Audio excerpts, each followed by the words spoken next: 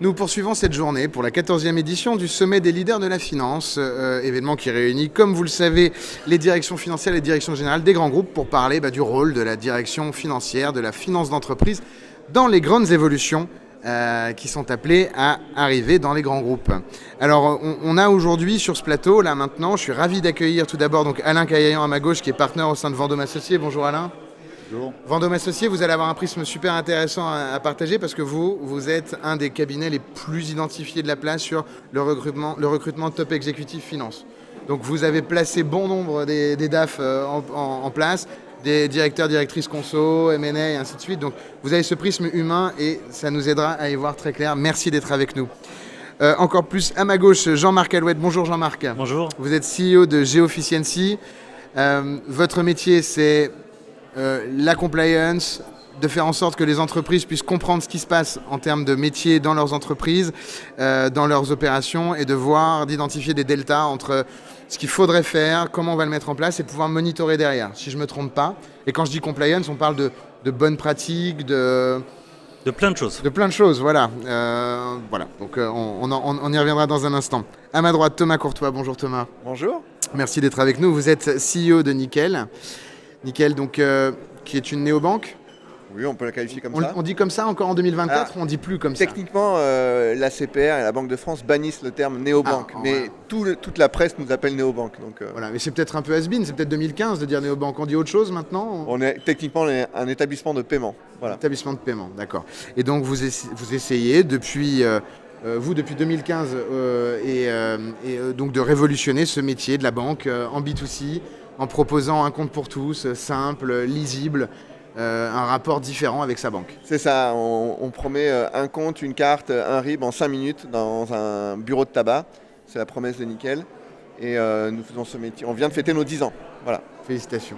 On reviendra sur ce que vous avez pu accomplir et peut-être un élément de fierté au bout de ces 10 années. Vous interveniez tous sur des sujets alors un peu différents. Vous, Jean-Marc, vous étiez avec un de vos clients, Hermès, sur un atelier pour justement comprendre la mise en place de votre solution et plus globalement, qu'est-ce qu'aujourd'hui la compliance, quel est le rôle de la direction financière dans la compliance. Et vous deux, messieurs, vous étiez sur le thème transformation, organisation, comment aligner son entreprise et ses ambitions, donc toute la partie transfo qui est très people, très change, et qui est le lien le plus naturel entre la décision stratégique et les opérations. Je pense qu'en réalité, on parle un peu du même sujet. Vous, Jean-Marc, quand vous intervenez, il y a du change et puis finalement, on ne peut pas imaginer une transformation sans sens, sans un engagement des collaborateurs et que vous participez tous à cela. J'ai une première question à vous poser, peut-être quel est le grand takeaway que vous êtes venu partager aujourd'hui avec le marché, si on devait retenir un point et puis ensuite on développera. Pour faire simple, je dirais que le message que je veux faire passer, c'est que la compliance, le contrôle interne, ça fait pas mal et c'est utile. Ça ne doit pas être quelque chose qui est contraint. Mes collègues qui sont ici, je considère que vous êtes des médecins de l'entreprise, vous êtes là pour trouver les meilleures solutions pour que l'entreprise aille bien, qu'elle ait des bonnes solutions. Nous, en fait, on est des radiologues. C'est-à-dire qu'on va se nourrir de l'ensemble des flux et des données comptables. Et à partir de là, on va donner énormément d'indicateurs de façon simple, de façon lisible, de façon quasi immédiate. Ce qui permet à nos clients de pouvoir s'appuyer dessus pour prendre les décisions et donc accompagner le changement. Les personnes qui l'utilisent, en dehors des cabinets externes, ça peut être la direction comptable, la direction financière, la direction de la compliance, l'audit interne, le M&A. C'est un peu comme si on était, vous savez, la visite médicale faite par le club de foot avant de le faire signer. On pense à Kylian, évidemment. Voilà, donc, mais c'est bien de faire une petite visite médicale. Nous, on fait la visite médicale comptable et on n'est pas à l'abri des fois de trouver des trucs que les gens ne savent pas. Donc voilà, on est des radiologues comptables. Vous avez red flagué des deals déjà? Oui. Ouais. Oui, alors... Ça, c'est pas vraiment ce qu'on recherche. Non, bien sûr. Ce qui est le mieux, c'est un deal, faire en sorte que, vu ce qu'on a vu effectivement dans les pratiques comptables, bon, il va y avoir un peu de travail. Donc, si on pouvait avoir un petit impact sur le montant compte tenu du travail qu'il va y avoir à faire, notamment en termes de changement, ce serait pas mal. Et là, je vous laisse imaginer le ROI par rapport à la mission qu'on a faite. Il est très significatif. Et surtout, on sait ce qu'on achète. Et ça, c'est pas mal. Il y a moins de surprises. Voilà, surtout dans le private equity où les informations sont un petit peu moins publiques par principe. Thomas, Alain, sur le sujet de la transformation et du change, on reviendra justement dans ces grands sujets de transformation compliance parce que c'est votre terrain de jeu. On y reviendra dans un instant, mais sur ce sujet, vous, votre takeaway, qu'est-ce que vous avez partagé, quelle est votre expérience et si on devait en retenir un, quel est votre conseil? D'abord, moi, ce que je voulais partager, c'était l'expérience de Nickel. Moi, j'ai pris la direction d'entreprise il y a 5 ans. Et il y a 5 ans, en fait, on s'était fixé pour feuille de route de transformer ce champion français qui avait 1 million de clients, on était 300 collaborateurs, en un acteur européen, ce que nous sommes aujourd'hui. Nous sommes présents dans 5 pays, nous avons 4 millions de clients et nous sommes 850 collaborateurs maintenant. Rentable. Et rentable, depuis rentable. 2018, exactement. Ouais. Et d'ailleurs, c'était l'une des contraintes quand on a mis en place notre stratégie en 2019, c'était d'autofinancer notre développement. Donc ça borne bien le sujet déjà. Et donc, on mesure l'intérêt, enfin, on mesure d'autant plus le poids des 850 collaborateurs. Exactement, bien sûr. Rentable. Absolument. On est bien loin de la néobanque qui crame du cash après crise de la tech, quoi. Non, et d'ailleurs, Nickel est l'un des rares succès rentables dans ce monde-là où il y a eu émergence de très nombreux acteurs. Quelques-uns sont restés, beaucoup ont disparu aussi. Beaucoup ont été rachetés par des banques systémiques et peu sont restés. Exactement. Vous êtes le use case succès. Non, mais c'est vrai que c'est intéressant en plus de le dire, c'est qu'on s'est fait racheter par BNP Paribas en 2017 et depuis, BNP Paribas non seulement a maintenu Nickel, mais en plus nous a permis d'accélérer encore notre développement. Et c'est ce qu'on a fait depuis 5 ans. Et donc le conseil que je pourrais donner, c'est de voir loin. Quand on a défini notre plan en 2019, donc on s'est fixé une ambition, un cap qui était de devenir cet acteur européen. On s'était fixé pour ambition d'avoir 4 millions de clients en 2024, ce qu'on vient d'atteindre là. Bravo. Et une fois qu'on se donne cette ambition-là, on a aligné toute l'entreprise pour atteindre cet objectif. Donc on est passé par des décisions parfois très basiques, mais c'est de faire toutes nos réunions et toutes nos documentations en anglais pour que tout le monde puisse les lire partout. Voilà. Ça paraît idiot, mais quand on veut prendre une dimension européenne, on est passé par l'anglais.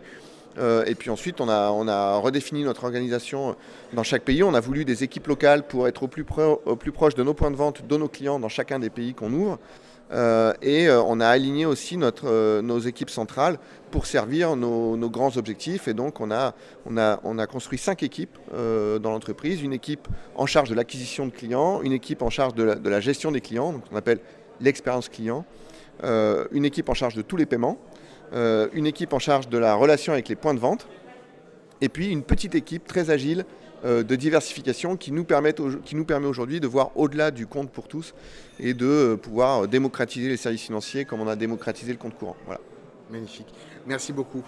Je vous dis la question en amont. Comment vous avez aidé BNP à se transformer mais je vous la pose dans un instant. Alain, de votre côté, donc comme je le disais en introduction, vous faites de la chasse, vous faites de l'approche directe, donc vous aidez les entreprises à trouver leur CFO, leur directeur, directrice de fonction finance notamment, et puis les banques d'affaires aussi.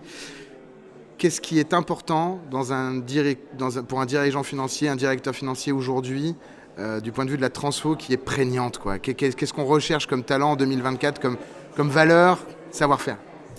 Alors, effectivement, c'est une question fondamentale pour nous, recruteurs. Bien entendu, les qualités techniques sont requises, mais ce n'est pas le sujet. Ensuite, c'est l'adaptation de la personne que nous recrutons au sein de la direction générale, et en particulier dans l'alignement avec ce qui a été décidé par le dirigeant de l'entreprise. Donc, nous cherchons quelqu'un qui s'adapte à la culture de l'entreprise, qui soit aligné avec les objectifs, mais qui soit à la fois quelqu'un qui puisse challenger les dirigeants, c'est-à-dire pas un béni oui-oui. Alors, ce qui arrive de plus en plus, lorsque nous recrutons, on nous demande de féminiser les organismes de direction. Comme ce plateau d'ailleurs. Voilà, tout à fait. Pas mal. Hein. et la raison étant qu'il a été remarqué que souvent les femmes seront moins diplomates ou plus courageuses pour dire des choses qui ne vont pas ou pourquoi elles feraient différemment. Donc c'est clairement un exercice de trouver des personnes à la fois qui aient la culture de l'entreprise et qui à la fois puissent dire quand ça ne va pas. Et nous avons pris une perspective historique, parce que historiquement vous avez des plans de transformation qui n'ont pas fonctionné. Pourtant, ce n'est pas une question d'alignement, c'est une question de pertinence. C'est-à-dire que parfois, vous pouvez dire, s'il y avait un fabricant de machines à écrire dans les années 80 où on avait dit il faut absolument vendre plus de machines à écrire, oui, et tout le monde aurait été organisé, ça ne marchait pas, il n'y a pas de pertinence. Mais au-delà de ça, pour qu'il y ait cette pertinence, il faut qu'il y ait quelqu'un, plusieurs personnes dans le groupe qui puissent dire attention, on va se faire doubler par des transformations techniques, etc. Donc, c'est cet équilibre que nous devons trouver. Merci beaucoup. On parle de transformation. Je vous parlais, Jean-Marc, en introduction de la partie change. Aujourd'hui, est-ce que la compliance est un driver de transformation dans les entreprises? Et par qui elle est? Et est-ce que ce sujet de direction générale, direction de la compliance, slash financière, est-ce que c'est un duo, un triptyque qui fonctionne? Comment vous le voyez fonctionner? La compliance, c'est un volet de la transformation. C'est pas le moteur de la transformation, même s'il y a des choses à faire évoluer là-dessus, mais c'est pas parce qu'on met de la compliance qu'on va transformer les systèmes d'information, qu'on va transformer toutes les pratiques, mais ça doit s'inscrire dans une dynamique globale. Si on doit parler de transformation, et je vais aller un peu au-delà de la compliance, on va dire le contrôle interne. La compliance fait partie du contrôle interne, mais le contrôle interne, le fait de disposer de ces indicateurs, ça permet de prendre des décisions plus basées sur du factuel. Être moins sur du j'ai envie d'eux, il faudrait qu'on... Non, là on a un diagnostic. Je reprends mon image du médecin. Un chirurgien, il va mieux réussir son opération de transformation sur le patient s'il a passé le patient à la radiologie avant et s'il sait exactement ce qu'il a, ce à quoi il doit faire attention. Nous, ce qu'on fait, c'est ça. Et ça marche plutôt bien parce que dans des grands groupes qui ont des ERP différents, des plans comptables différents, qui sont présents dans plein de pays, s'il faut aller faire des analyses ponctuelles, c'est compliqué. Il faut avoir une analyse globale pour pouvoir décider d'une stratégie globale de transformation globale. Aujourd'hui, donc on a été créé il y a 4 ans. On est déjà intervenu dans 65 pays. Et on a... 4 ans. Boîte française. Oui. On n'a pas encore fait le Vatican. On a fait la Russie, mais il y a quelques années. Ouais. On l'a fait moins en ce moment. Mais... Et on souhaitait effectivement être connu par les grands groupes français. On travaille pour 9 des 40 sociétés du CAC 40. Donc oui, c'est plutôt en croissance. Et on commence même à avoir d'autres cabinets, des cabinets de transformation ou des cabinets d'audit et de conseil qui nous disent « Attendez, nous, on est une grande clinique pour les entreprises, on les aide à aller beaucoup mieux. » Et on veut un service radio. On voudrait avoir le petit service radiologie, là, parce que... Est-ce que Geofficiency a l'indépendance chevillée au corps? Je ne parle pas dans la posture, puisque c'est votre métier. L'indépendance et le factuel. Mais je parle d'un point de vue business, vous, en tant que patron. Du coup, est-ce que demain, Geofficiency pourrait faire partie d'un big? On a des discussions avec des bigs en ce moment, avec 2 des 4. On est en train de signer un contrat avec une société, un groupe qui est juste en dessous les bigs. En fait, l'indépendance, elle va passer par le fait qu'on est agnostique. Tout le monde pourra nous utiliser. Ensuite, les clients, ils choisissent leur médecin, mais le meilleur médecin qu'ils veulent. Et il est possible que différents médecins utilisent le même outil. Donc c'est plutôt ça. Pour la petite histoire, Geofficiency, ça vient de Géo. C'est pas Global Enterprise Observer, hein, même si c'est comme ça qu'on le dit. Ça vient d'un personnage de bande dessinée. Géo trouve tout. Parce que Géo trouve tout. Ok. Donc au-delà du sport, en préparant l'émission qui est une passion, la BD est une passion également? Oui. D'accord. On fera une émission dédiée. Avec plaisir. Thomas, je t'avais dit il y a quelques instants, voilà, est-ce que vous êtes transformé sur bien des aspects pour reacher cette croissance? Évidemment, il faut que je te pose la question du moment le plus dur de cette transformation, mais la première question, c'est celle dont je te parlais. Est-ce que vous-même, vous avez fait ce côté petit pousset dans un grand truc comme BNP et vous les avez, pour grandir, pour être en telle position de succès, vous les avez aidés à changer un peu certaines choses et vous avez eu votre rôle à jouer dans la transformation de ce groupe? L'un des éléments de la réussite de Nickel, c'est le bon équilibre qu'on a su trouver entre notre maison mère BNP Paribas, ce très grand groupe européen, et Nickel. Et donc, c'est-à-dire que BNP Paribas a laissé une très large autonomie à Nickel dans sa politique commerciale, la définition de son offre produit, ses technologies, etc. Et nous a apporté son expertise sur des éléments vitaux de la vie d'une entreprise comme Nickel, c'est-à-dire la maîtrise du risque opérationnel, la compliance, les risques juridiques et réglementaires, la sécurité informatique, voilà, ces éléments où le groupe nous a énormément appuyés. Et alors, qu'est-ce qui est venu chercher BNP Paribas en rachetant Nickel? D'abord, une bonne complémentarité de l'offre pour permettre de toucher un public encore plus large. Et puis également la capacité d'innovation de Nickel. C'est aussi ce qui intéressait beaucoup BNP Paribas. Et alors comment nous on irrigue le groupe? C'est qu'on partage nos pratiques, nos outils, nos technologies, nos savoir-faire très largement. Et donc moi j'interviens. Grâce à vous, BNP sur Notion ou sur Slack? Par exemple. Exactement. Et donc, et c'est vrai qu'on permet, on est une forme aussi de petit laboratoire en fait pour le groupe qui permet de tester d'autres choses, d'autres méthodes, d'autres outils. Et donc moi-même, j'interviens régulièrement dans le groupe, un peu partout, pour partager notre savoir-faire. Des équipes du groupe viennent nous visiter régulièrement aussi. Voilà. Et d'ailleurs, on en tire aussi tout autant d'enseignements qu'eux d'ailleurs. Hein. Bon, et alors cette question fatidique, jingle, orage, le moment le plus difficile, parce qu'on a parlé du succès, mais tout succès se fait aussi un petit peu dans la sueur parfois, c'est l'entrepreneuriat. Quel a été le moment vraiment difficile ?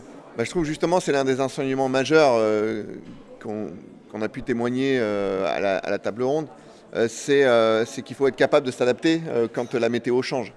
Et donc nous on s'était défini un cap de devenir un acteur européen et de viser 4 millions de clients. Ça on se fixe ce cap en 2019. On présente en grande pompe ce plan en novembre et puis en mars 2020, donc il y a la crise du Covid donc qui change un peu la donne. Et, on va un peu moins chez le buraliste. Et voilà, et on sort un peu moins de chez soi, on pense un peu moins à changer de banque aussi, enfin bon bref. Et donc, et puis nous-mêmes, pour aller à l'étranger, ça devenait plus compliqué.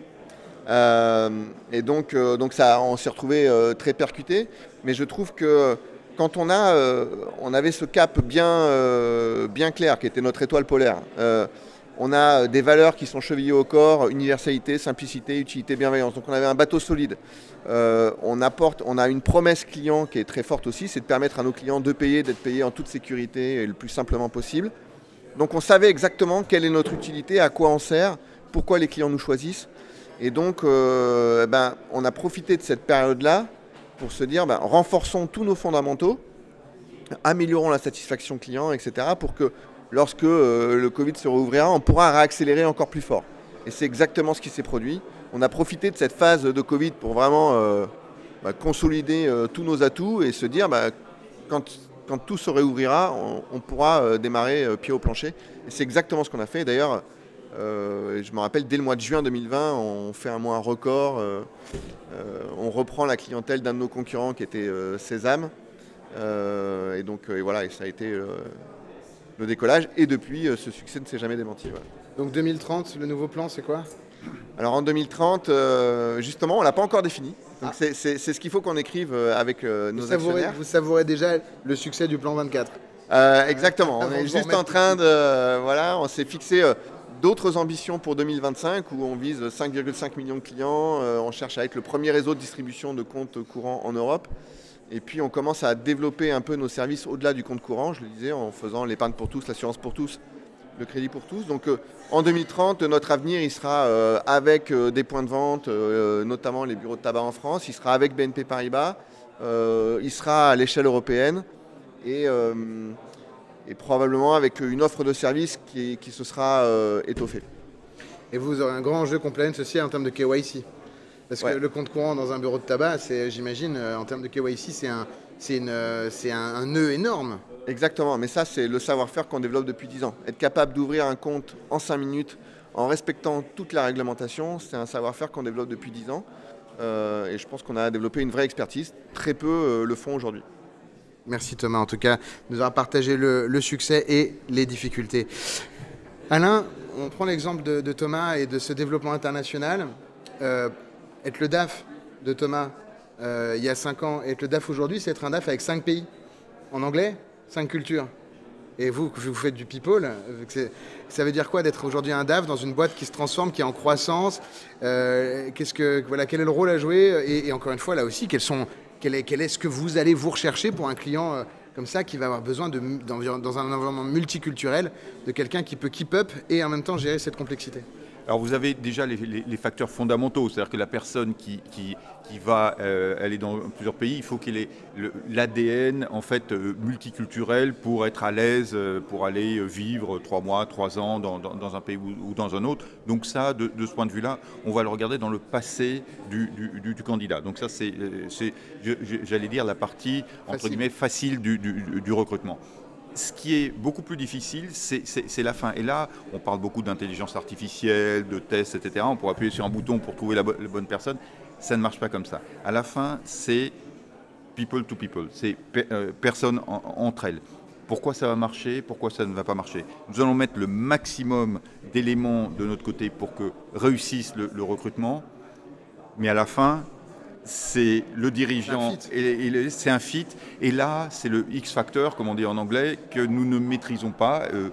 Souvent nous réussissons, mais à la fin il arrive parfois que le CEO nous dise « Désolé, il a toutes les qualités, j'accroche pas, je préfère quelqu'un d'autre qui avait peut-être moins les qualités et ça fit plus ». J'ai posé un peu de questions pièges à Thomas. Je peux peut-être justement rebondir sur qui est notre directeur financier. Il se trouve que c'est une directrice financière qui est espagnole, qui est parfaitement trilingue, espagnol, anglais, français, et qui a surtout une très forte personnalité. Moi, ce que j'apprécie chez elle, c'est qu'elle est très indépendante et que justement, elle est capable de challenger ou de m'alerter quand il y a des écarts par rapport à nos objectifs, etc. Enfin voilà. Donc ça rejoint le portrait robot que tu décrivais.